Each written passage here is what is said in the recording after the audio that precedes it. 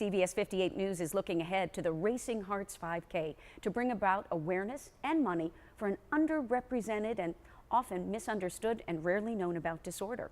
Organizer and patient Coey Sukalich is here to explain. Okay, so the name of the disorder is? It's dysautonomia is the umbrella of the disorder, and that includes things like POTS, postural orthostatic tachycardia syndrome, which is probably the most well-known form of dysautonomia. So how does that impact your body, Coey? So basically, one of the questions I came up with, they said, how can I explain this to others? Have you ever thought, can I take a shower today?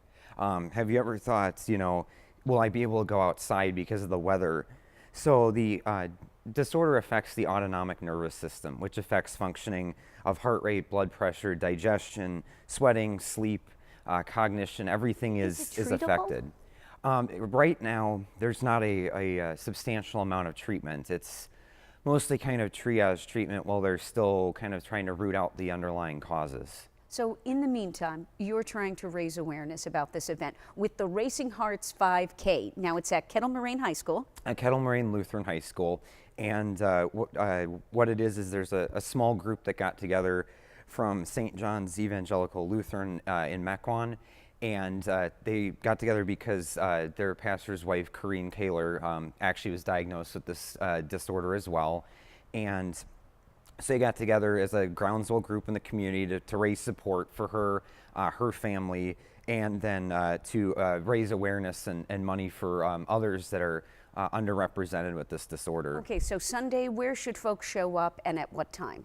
So the event itself is on Sunday the 10th of September, and it starts at about 8:30 in the morning. They're going to have a service with the church, and then the race itself is at 10. It's a 5K trail run. There will also be a 2-mile walk and other family fun events during that weekend. So you start at Kettle Moraine Lutheran Church? Lutheran High School. Lutheran High School. Mm-hmm. So the church service is also there? Yes, the group is going to have the service there, and then it's going to kind of spearhead the day into the day for the events, and there's a whole slew of different things going on. It's free entrance. There's live music, yard games, raffles, many other activities, a bounce house, superhero scavenger hunt and face painting for the kids. Oh, that's fun. So this is an uplifting way to raise awareness about really a mysterious disorder. It is, and we actually, what's exciting is we partnered with the Aurora Foundation and some of the dysautonomia specialists there. Will be present on site to talk to people at the Aurora tent as well. And what the money is actually going to be used in the community here with local patients to do a research study. So they're going to start looking for autoantibodies, which sort of classifies this disorder. The primary forms of it is something similar to MS, which more people are kind of familiar with.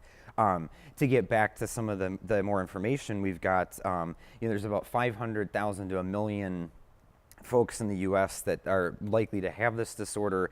1 out of 100 teens is diagnosed before adulthood. Wow. Most teen onsets, some of them will recover, get better. Usually the outcome isn't as favorable for those that get diagnosed older.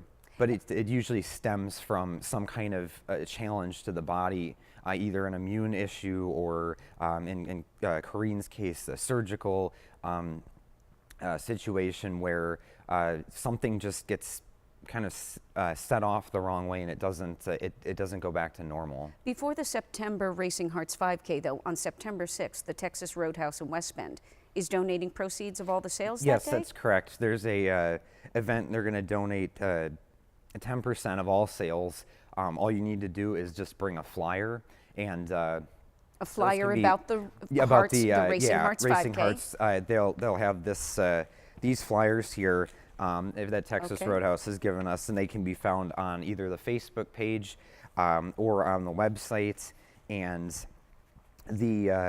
like I said, it's facebook.com/racinghearts5k or racingheartsday.com. And like we were saying, the festivities start at 8 a.m. on that day, and we are going to have a whole bunch of different things. There's only a $25 entrance fee, which is fairly nominal for the race itself. It includes a shirt. It's a timed race, and there's awards that were donated by Glaze out of Thiensville. Okay, I get the idea. There's a lot going on, and I'll be posting more on our website so people can get the details and the link and everything like that. Bottom line, real quickly, because we don't have a lot of time left. You find yourself in this unlikely advocacy position. How's it going? What's your hope? Well, my hope is, you know, I've been officially a patient for about 6 years, and there's a substantial day-to-day impact on life here. And you know, they compare it to quality of life of COPD or congestive heart failure. And the hope is twofold. It's to raise awareness so that people understand that just because you might look healthy doesn't mean you necessarily always are. So, you know, the whole never attribute to malice, what you can explain by ignorance sort of thing. It's sad because some patients, you know, have been targeted for various aids that they need to use, and so getting the awareness out there that people may look okay, but they may not feel okay, and then also just to raise money, because this is such an underfunded condition that even the smallest amount of money donations are massively appreciated by the patient community. And at the end of the day, this event is building a community of patients and their families, and to deliver hope that there may be a cure that can be found, and you know, quality of life improvements for patients in the future. Racing Hearts 5K. Coey Sukalich, thank you very much. Thank you, Michelle. I think you got everything in. Whew. I certainly tried. Okay, we're out of time. Thank you, everyone.